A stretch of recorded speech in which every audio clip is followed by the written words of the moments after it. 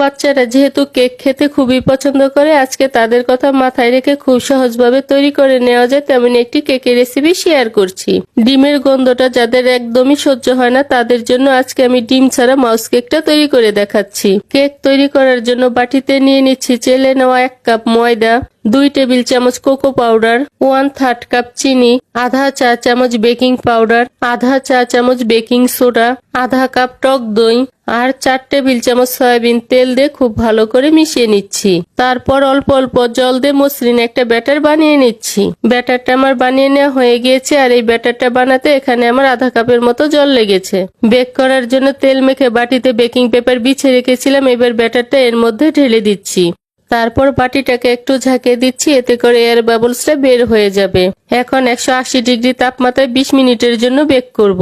20 minute bake করে নেওয়ার পর কেকটা তৈরি হয়ে গিয়েছে। এখন নামিয়ে এটাকে আমি ঠান্ডা করে নিব আর উপরের অংশটা কিছুটা কেটে ফেলে দিব। তারপর ভালো করে হুইট ক্রিম মেখে চকলেট চিপস আর স্প্রিঙ্কেল দিয়ে সাজিয়ে নিব। ব্যাস তৈরি হয়ে গিয়েছে ডিম ছাড়া মজাদার এই মাউস কেকের রেসিপিটি।